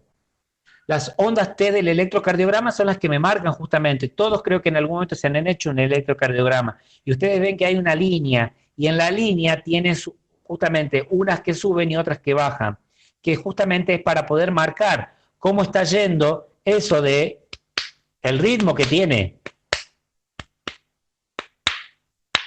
Eso es lo que me marca, tum, tum, tum, tum, tum, tum. Es decir, cómo funciona la sístole, la diástole, las altas y las bajas que van teniendo. Si hay ruidos, si hay espacios, porque a veces puede ser tum, tum, silencio, tum, bajó. Justamente esas son las líneas, las ondas T, que en todo caso me llegan a buscar. Lo correcto sería que siempre tenga altas, bajas, tan, tan, tan, tan, tan, tan. La pregunta 3, perdón, la respuesta correcta de la 3 es la última, la E, produce una contracción continua del corazón. La de potasio. Perdón, yo la verdad que no entiendo por qué les han hecho esa pregunta. A mí que me disculpe en realidad porque de cuestión del potasio, la verdad que no entiendo todavía por qué les ponen sobre lo del potasio, pero bueno. Es cierto, el potasio sí permite que haya, en todo caso, una dilatación. Sí, el potasio lo que genera es, en todo caso, que se pueda relajar mucho más el corazón, que quede mucho más flácido. Sí disminuye la frecuencia cardíaca porque ya al estar dilatado y relajado ya no tiene la fuerza que necesita justamente para poder, en todo caso, tener que marcar fuertemente ese movimiento. Entonces, por eso hay una disminución cardíaca. Produce bloqueos de la conducción eléctrica de artículo ventricular, por supuesto. Al ya no tener la fuerza, estar flácido, imagínense que esto va a ser más difícil. Eso es lo que sí genera el potasio. Pero vuelvo a repetir, no entiendo por qué les han puesto ese tipo de preguntas, pero bueno, eso es propio más de los médicos que de nosotros, pero bueno, en fin. Bueno, ya habíamos dicho todas las respuestas de la pregunta 4 son todas correctas. De la número 5, ¿cuáles de los siguientes enunciados es incorrecto? ¿Cuál es la respuesta? Es re sencillo esta. Habla sobre el consumo de... Sí, exactamente. Sí, porque esto es muy sencillo, ya sabemos, el alcohol y la nicotina poseen efectos benéficos para la salud, nunca van a tener benéficos. Para la salud cardiovascular en consumo controlado, ya que regula la presión arterial y aumenta el HDL colesterol. Para los que saben, HDL de LDL, tenés HDL y LDL. ¿Cuál es el colesterol bueno y cuál es el colesterol malo?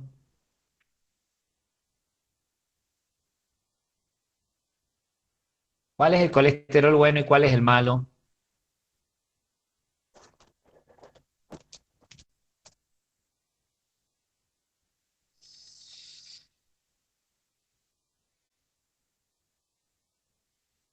Exactamente, el HDL es el bueno y el LDL es el malo. Bueno, pero en este caso ven que no tiene nada que ver justamente la nicotina, que recordemos es a partir del consumo de tabaco. Ya de por sí, ya aunque me digan tabaco y alcohol juntos, nunca va a ser, por supuesto, algo que va a beneficiar nuestra salud. Eso es muy sencillo. La número 6. El tema de la arritmia. ¿Qué es en primer lugar una arritmia? Y eso es lo primero que me tiene que quedar en claro. ¿Qué es una arritmia? La palabra quiere decir sin. Y ritmia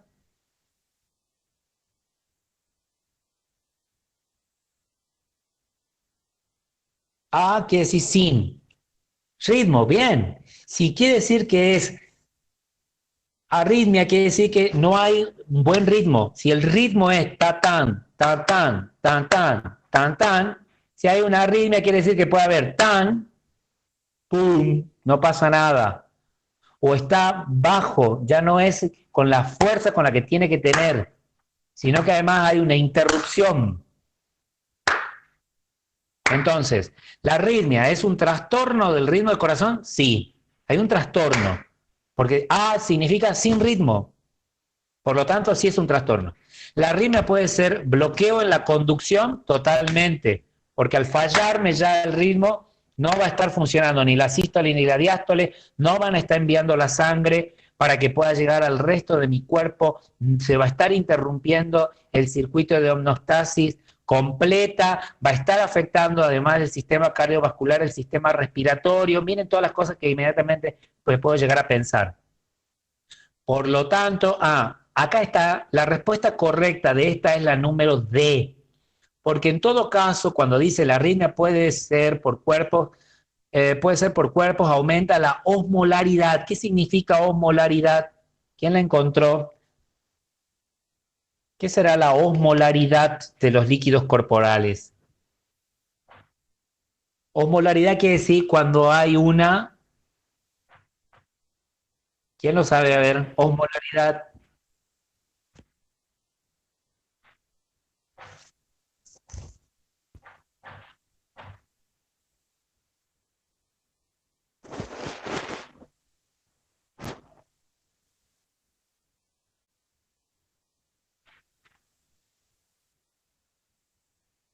Exactamente.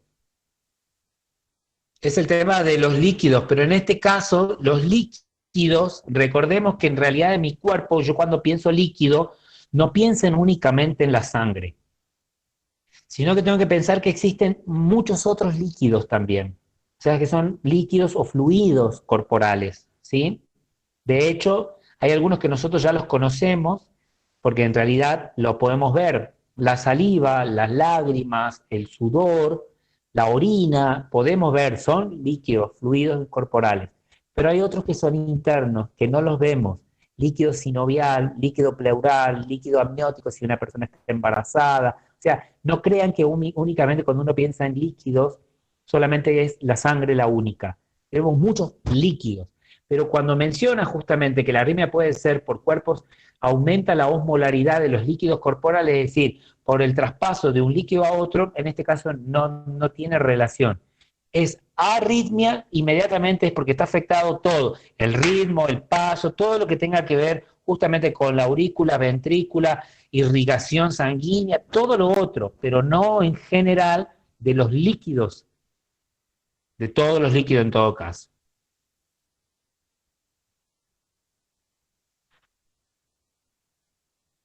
¿Cuál es la número 7? ¿Cuáles de los siguientes mecanismos forma parte de los mecanismos letales de la hipertensión arterial? Acuérdense, ya hemos dicho hace rato, hipertensión quiere decir cuando tengo por encima del parámetro normal de la presión. Vuelvo a recordar, la presión es 120-80 milímetros de mercurio, ya viste, ya uno le sale cualquier cosa ya. Pero en este caso me está diciendo mecanismos letales. Entonces, ¿cuáles son los mecanismos? Sí, efectivamente, todas son correctas, porque es cierto que el aumento de trabajo para el corazón desarrolla insuficiencia cardíaca, congestiva e isquémica totalmente. Imagínense de por sí ya, si yo sobrecargo mis funciones, sobrecargo a partir de las actividades que realizo, infarto cerebral o accidente cerebrovascular, sí, puede causar parálisis, demencia, ceguera totalmente, hemorragia renal totalmente, todas. Sí, efectivamente, todas son correctas. La presión arterial, la número 8, se relaciona en forma lineal y continua con el riesgo de desarrollo de enfermedad cardiovascular, en forma lineal y continua con el riesgo de accidente cerebrovascular e infarto de miocardio, en forma inversamente proporcional con el riesgo de desarrollar insuficiencia cardíaca, o el tratamiento antihipertensivo en población hipertensa reduce el riesgo cardiovascular al reducir los valores por debajo de 140-90 milímetros de mercurio, o se denomina la hipertensión arterial cuando las cifras están por encima de 140-90 140, 90, etcétera. Entonces la presión arterial se relaciona. ¿Qué respondieron ustedes? La incorrecta, la C, profe. Sí, la sé, porque dice inversamente proporcional y no es inversa, Y es sino lineal que es y continua también. es continua. Esa es la pregunta, siempre la clave. Siempre que sea lineal y continua, ya está, no hace falta tener que buscar mucho de lo otro. En cuanto a las medidas de la presión arterial, ¿cuál de los siguientes enunciados no es correcto? La presión arterial de consultorio es la puerta de entrada al diagnóstico de hipertensión arterial. Pensar que en realidad, miren, que se rompió la cabeza la misma Organización Mundial de la Salud invitando a que siempre que vayamos a una consulta, no importa si es en el sistema público o es en el privado, siempre deberían tomarnos el peso, tomarnos la presión arterial, controlar también nuestro tipo de respiración, o sea, para poder saber si efectivamente estamos respirando como corresponde y si ahí nomás podemos también la temperatura. Son los 4 elementos que siempre nos piden. Sin embargo, a veces en el público por allí sí la tienen como una medida. Tomarnos la presión, tomarnos el peso, de paso medir el oxígeno, tomarnos obviamente de la temperatura y a veces hasta medirnos si es que no sabemos. Pero en realidad a veces cuando el que ya llegó a una etapa en que sabemos que no vamos a modificar, salvo cuando vayan pasando los tiempos, donde sí ya hay una diversificación en cuanto a los tamaños que tenemos, pero en realidad medianamente sí me es oportuno. Pero estos a veces en el público te lo pueden cumplir, pero a veces en el privado no te lo cumplen. Y efectivamente debería ser una puerta de entrada que siempre se nos tome la presión arterial. Al tomar la presión arterial es necesario no conversar, apoyar el brazo a la altura del corazón, usar el manguito sobre el brazo y del tamaño adecuado. Al tomar la presión arterial es necesario estar sentado, apoyar la espalda a la silla, tener la vejiga vacía, apoyar los pies, no cruzar las piernas y no haber fumado 30 minutos antes. La D. Las 4 principales factores de riesgo conductuales para la aparición de las enfermedades cardiovasculares son alimentación poco saludable, actividad física adecuada, consumo de tabaco y consumo nocivo de alcohol. 1 de cada 3 personas sufre de hipertensión arterial, desconoce su situación y aún tratado no logra mantener los niveles por debajo de 140-90 milímetros de mercurio. ¿Cuál en este caso no es correcta? La D, profe.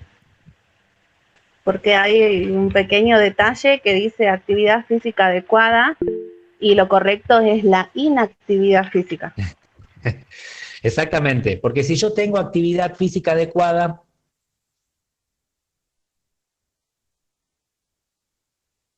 No corre como un factor de riesgo, que si uno tiene una actividad física adecuada. sí, veo que en realidad, pero ven que te da igual a pensar, porque igual vos le podrías llegar a cuestionar algunas cuestiones a este punto, pero bueno, está. ¿Alguien que tenga algo distinto? ¿Que haya marcado otra cosa?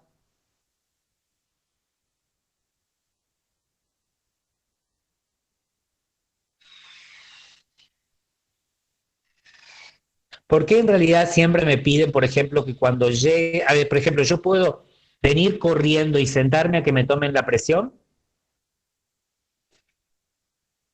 ¿O en realidad cuando llegue tengo que primero descansar y recién me pueden tomar la presión?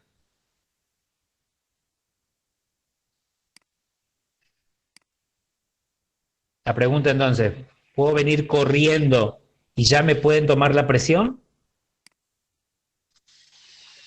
No. No, profe. Bien. Tenemos ¿Me que puedo descansar tomar antes. parada la presión? No. ¿Por qué? Porque al estar parado, ¿qué pasa? Mi corazón, ¿qué va a comenzar a hacer? Cuando uno ya está parado, camina, corre, el hecho de estar parado nomás ya, ¿qué genera? Un esfuerzo extra. Si yo fumé 30 minutos antes, ¿va a haber una variación en cuanto a mi tensión? a mi presión arterial?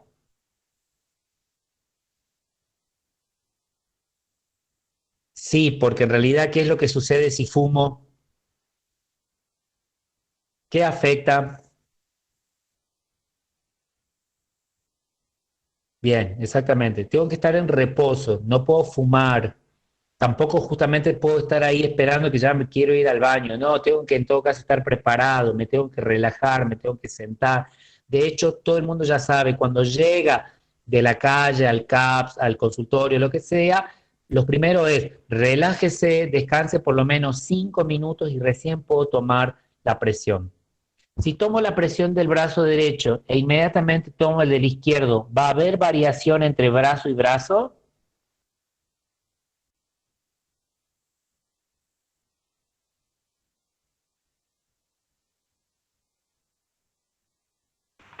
Creo que sí hay variación, profe. Sí, totalmente. Siempre va a haber una variación. Porque, ¿cuál es el brazo que está más cerca del corazón? El izquierdo. Ajá. De hecho, mira cómo son las cosas. Por eso justamente por tener que conocer y saber sobre esta situación. Bueno, ya me perdí dónde están, pero bueno, creo que estamos en la 10 ya, ¿no? En la 10. Ah, ¿cuál de los siguientes efectos cardiovasculares no corresponden a COVID-19?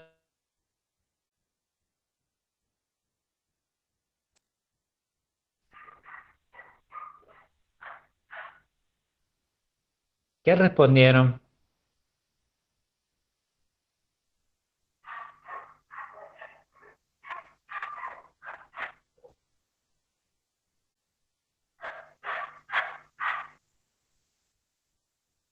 ¿Cuáles son los efectos La secundarios última, que... profe. Sí, la E. Vos sabés que no, porque en realidad, no, porque dice la enfermedad cardiovascular y los factores de riesgo cardiovasculares no inciden en el riesgo de enfermar gravemente por COVID. Y en realidad, sí van a incidir, porque en realidad, por supuesto, ya sabemos que las enfermedades cardiovasculares y los factores de riesgo sí van a incidir, no es que no inciden, sí van a incidir en el riesgo de enfermar gravemente, porque recordemos que es una comorbilidad. Si yo ya tengo antecedentes de problemas cardíacos y encima vengo y me enfermo de COVID, se genera que hay una comorbilidad, o sea, dos procesos totalmente distintos. Por lo tanto, ¿va a haber incidencia? Sí, yo no puedo decir que no va a haber incidencia. ¿Cuál de los siguientes efectos cardiovasculares no corresponde?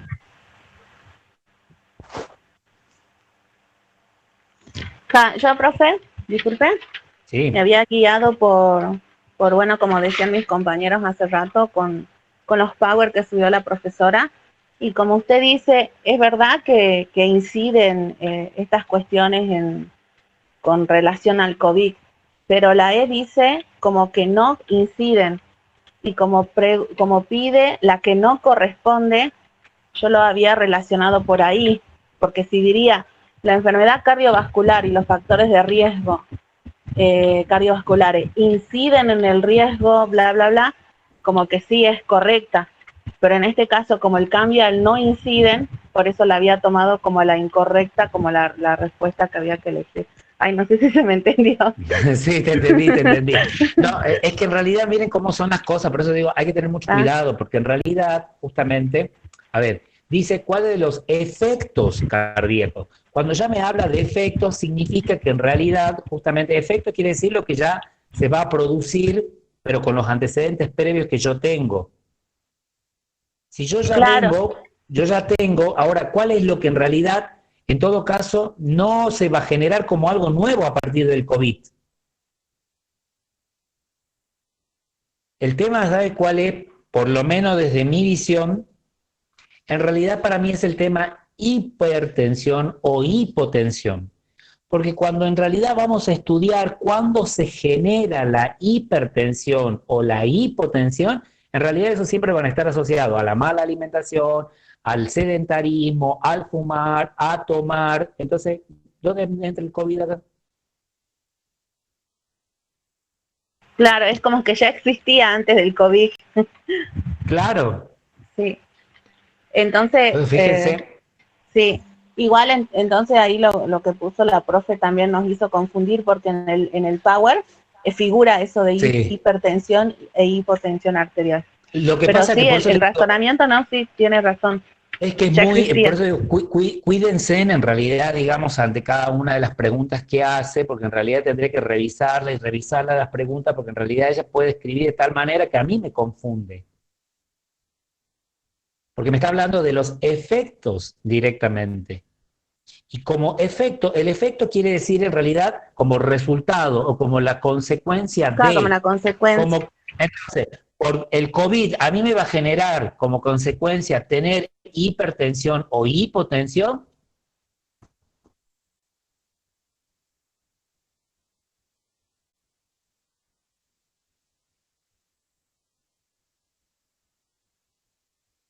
¿Se entiende? O sea, bien cómo voy a tener que pensar. Les cuento Sí, que en realidad profe. para mí esta pregunta incluso yo en realidad debería poner otro tipo de opción, porque en realidad me da que yo pueda responder otro tipo de cosas, pero bueno, el múltiple choice es a veces muy particular. Aquí. Vamos más rápido, si no, mira la hora que es, che. ¿Queda solamente la última? Sí, ¿no? Ah, sí. No. ¿Dónde estoy? Estoy re perdido ahora. Quedaría la Ay, no. de unidad 1 y 3 y bueno, y luego lo del curso de Her. Ay, bueno, esta realmente, en serio, hay cosas que te juro, sigo sin entender por qué, pero bueno, vamos a ver. Bueno, lo de la cobertura universal de salud es re sencilla. ¿Cuál es la respuesta? La Todas. cobertura universal de salud consiste en... La E.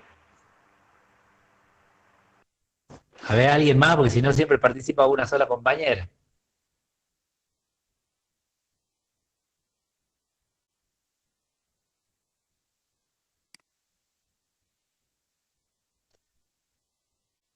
Exactamente. También, profe, Si la esto E.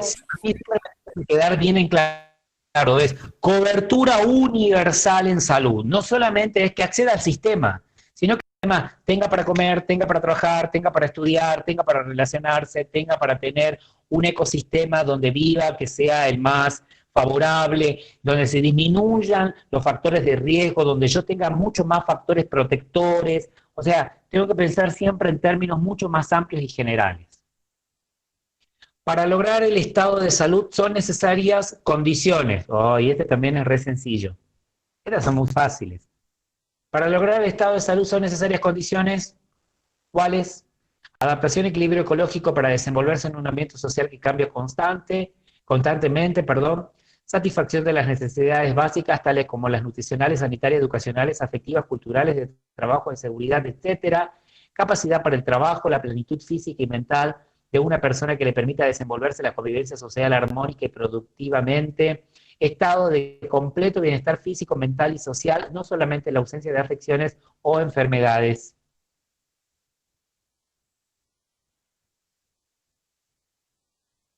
¿Cuál es?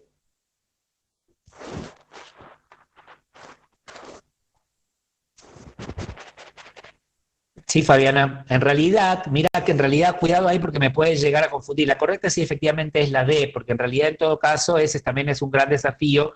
Hay una carta cuando ustedes pueden, no sé si recuerdan o lo estudiaron a la carta de Ottawa, pero en realidad allí justamente que vuelven a retomar muchos de los puntos que ya había sido planteado en la década de los años 40, se plantea que en realidad es ese completo bienestar, pero no solamente la ausencia de afecciones. No tiene que ver con el punto B en todo caso por ahí les puede llegar a confundir, porque ahí dice satisfacción de las necesidades básicas, pero no es satisfacer solamente, porque alguien podría marcar en todo caso que puede ser la B, satisfacción de las necesidades básicas tales como las nutricionales, sanitarias, educacionales, afectivas, culturales, de trabajo, de seguridad, etcétera. Pero no es solamente satisfacer, porque en todo caso, ¿quién marca lo que es satisfacer? La satisfacción es simplemente estar a lo básico, pero no es solamente lo básico, sino un equilibrio general debe ser. Para que una enfermedad se desarrolle debe haber un sujeto susceptible, una fuente de infección que transmite un agente, dieta equilibrada y eliminación adecuada, higiene de los alimentos y ejercicios físicos, o una serie de factores ambientales que faciliten la transmisión. ¿Cuál es la opción incorrecta? La C. Esa es la incorrecta, totalmente. En la número 4, con respecto a los siguientes enunciados, elija la opción correcta. La prevención primaria se aplica en el periodo prepatogénico, la prevención primaria se aplica en el inicio del periodo patogénico, la prevención secundaria se aplica en el inicio del periodo patogénico, la prevención terciaria se aplica en el periodo patogénico una vez rebasado el horizonte dicho. A, C y D son correctas. Sí, es obvio. Bien, eso es re sencillo, es la E. Yo siempre me tengo que acordar, prevención primaria antes de que me enferme.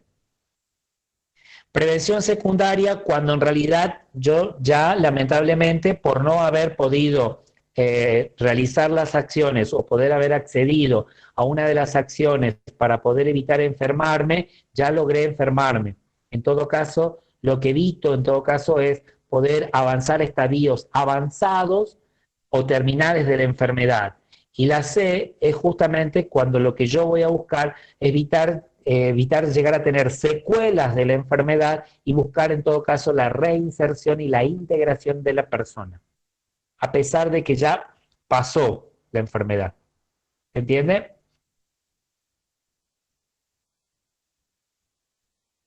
Sí, por eso en todo caso la opción correcta viene a ser la E, es decir, A, C y D son correctas.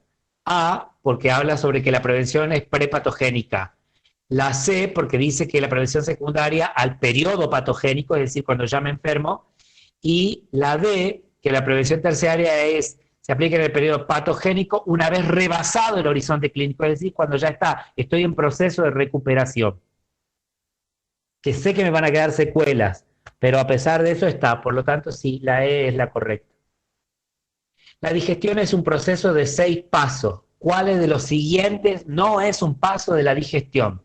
Ingestión, masticación, degradación mecánica, digestión química, absorción y eliminación.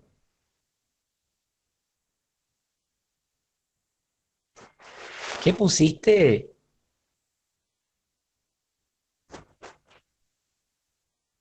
Porque la masticación es parte de qué.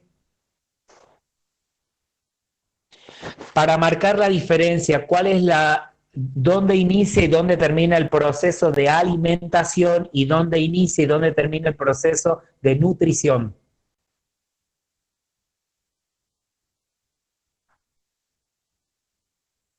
¿Cuál es la diferencia entre alimentación y nutrición? La alimentación porque ingiere los alimentos y la nutrición es porque absorbe los nutrientes de esos alimentos. Perfecto.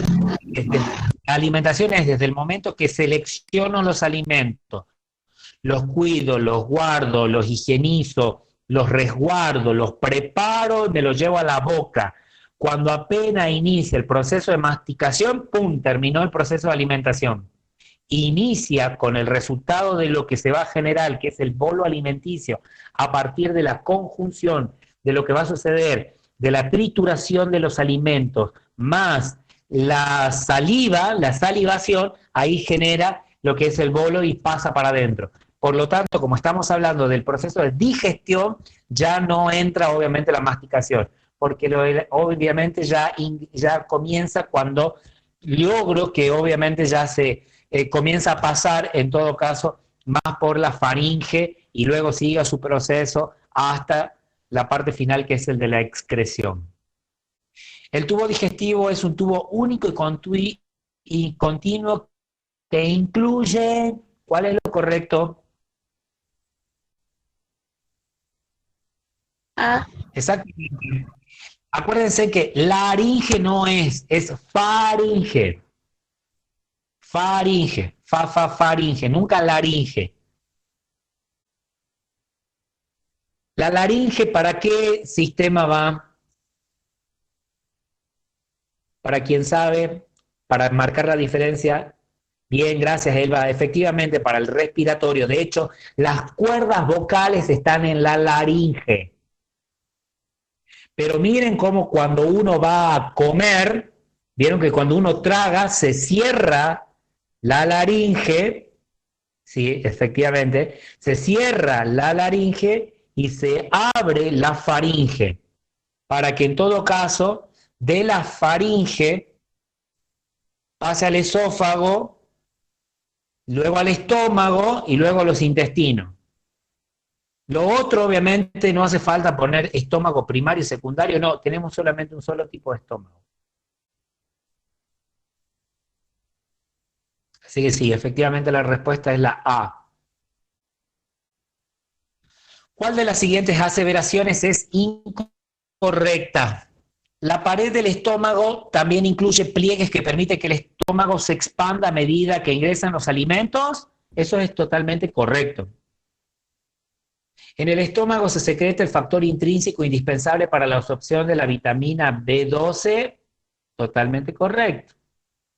Los movimientos peristáticos empujan los alimentos tragados por el esófago, agitan el estómago y propulsan la quimo a través del intestino delgado y el intestino grueso. Totalmente correcto.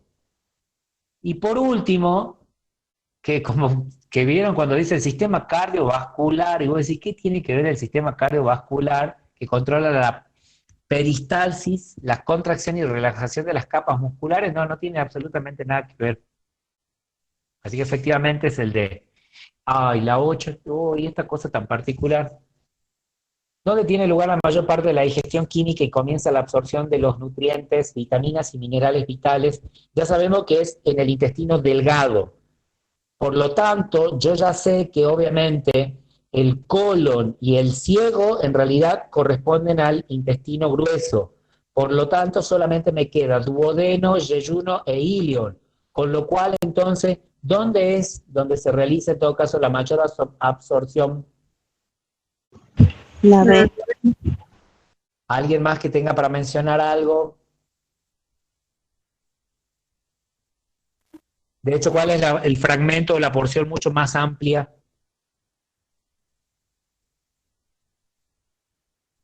Duodeno.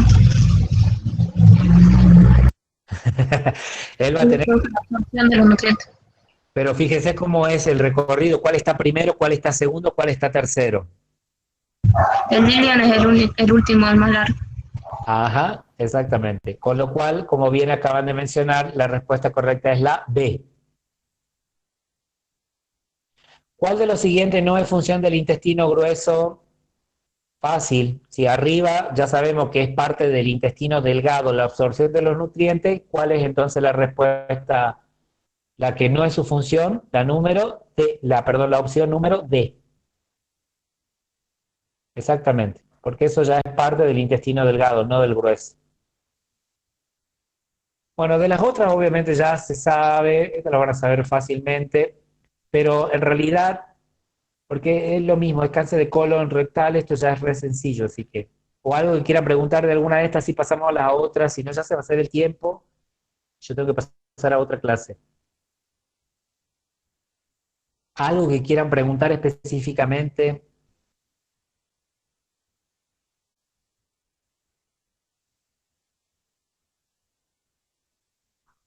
Por ejemplo, en la número 11, ¿cuáles son acciones de prevención primaria? Antes que vayamos a la 14, ¿cuál es la acción de prevención primaria en el cáncer de colon rectal?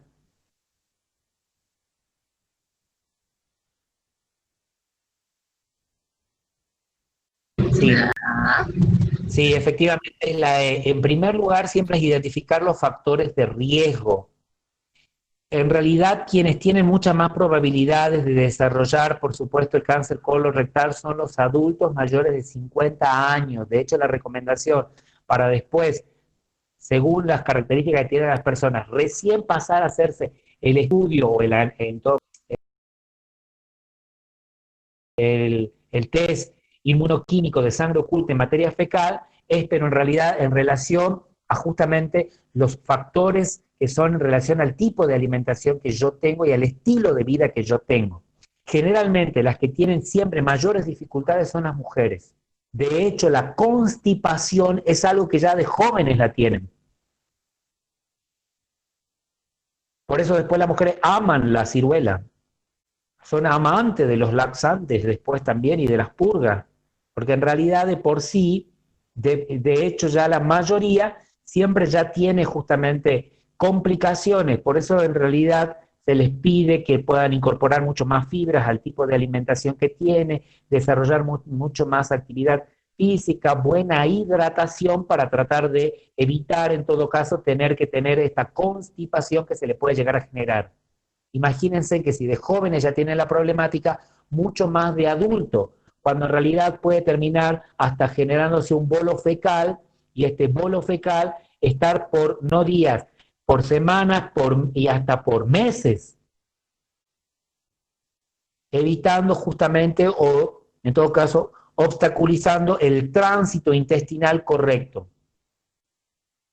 Pero además de eso, la pérdida de la flora intestinal que tiene, más otros factores más, imagínense, por supuesto que ese es un punto muy particular. Por eso sí o sí, obviamente a toda la población lo primero que siempre se le pide es justamente el análisis en materia fecal de la sangre oculta. Siempre, eso es lo primero que se le pide.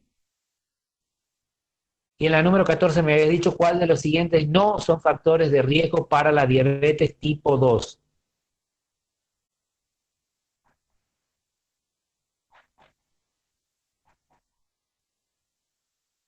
Ah, sí, obvio. A ver, antecedentes de diabetes gestacional, enfermedades cardiovasculares y factores de riesgo, no, sí, sí, sí. ¿Quién me marca? B y C. ¿Cuáles de los siguientes factores son factores de riesgo para diabetes tipo 2? El sobrepeso, por supuesto que es un re factor de riesgo. Edad y etnicidad también es un factor de... No, vos sabés que, a ver, acordémonos que el factor de tipo de diabetes tipo 2, principalmente en qué tipo de población se da, porque la 1 ya recordemos que es insulino dependiente, la 2,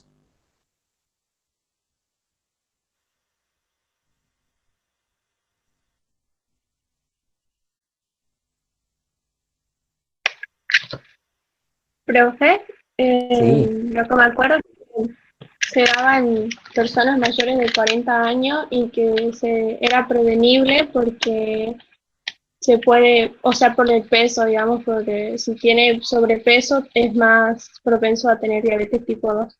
por supuesto. Por lo tanto, en realidad ya me queda, y como yo ya sé que el tema de la edad y la etnicidad, lo que pasa es que el tema de la etnicidad, ojo que está relacionado, es cierto que en realidad, fíjate que hay una población, por ejemplo, la población, ¿cómo se llama? Occidental, es una población que aunque no lo creamos, en realidad están menos afectadas por justamente la diabetes tipo 2. Pero en realidad, ¿cuál no son factores de riesgo? Obviamente, normopeso. Normopeso, si yo puedo mantener bien mi peso según mi altura y según justamente mi altura y mi edad, y en relación al estilo de vida saludable, en todo caso ese no va a ser nunca un factor de riesgo, al contrario, va a ser un control netamente protector. Y bueno, la otra ya la habíamos respondido, que la diabetes tipo 1 se caracteriza por déficit absoluto de insulina, por lo tanto son insulino dependientes, de hecho, las personas que tienen diabetes tipo 1. Y en lo último, Lo ¿qué del era? curso, ¿Me da profe. tiempo, che? Ay, a ver, como ni lo leí, pero no están marcadas las respuestas. Sí, están marcadas. Están marcadas las respuestas. A ver, señala en orden descendente las principales causas de la enfermedad crónica no transmisible de acuerdo a las tasas de mortalidad prematura ajustadas por enfermedad. Descendente. Aquí decir descendente menor.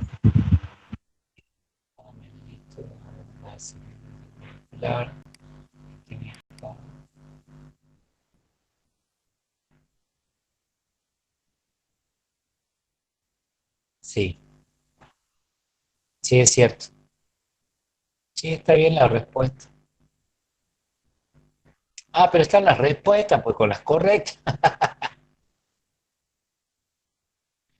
Están las respuestas, así que este no tiene sentido. Ahí está la respuesta en amarillito, está la respuesta correcta. Sí, ya está, ya la respuesta, así que eso no hace falta. No hace falta responder, así que bueno, con lo otro, esperemos que de a poco les pueda servir, pero cuando en realidad para terminar esto, yo ahora así me queda tiempito, a las 7 tengo la última clase, yo no saben cómo estoy renegando con los chicos de San Pedro, porque en realidad de los 41 estudiantes que tengo, en realidad solamente tengo 10 para promocionar, el resto están todos desaprobados. En fin, es todo un tema. Bueno, simplemente vuelvan a revisar siempre las consignas para saber si es correcto o no correcto. Sé que por ahí se pueden llegar a confundir, como ahora les demostré que a veces hay preguntas que te pueden llevar a tener otros conocimientos, te pueden llegar a confundir, pero traten de ser mucho más sencillos a la hora de justamente pensar en las opciones que a uno le dan. Pero sepan de que en realidad siempre la profesora les pone estas posibilidades de responder una, salvo que de repente te den la opción, pero generalmente siempre es solamente un tipo de respuesta. Así que bueno, espero que les vaya bien y cualquier cosa estamos en contacto. Espero que les haya por lo menos servido un poquitito esto de la revisión. Los encuentro, los dejo porque tengo ahora clasecita. Nos vemos, que anden bien. No, por favor. Gracias, profe. Chao. Hola. Hasta luego, profe. Hasta luego, hasta luego.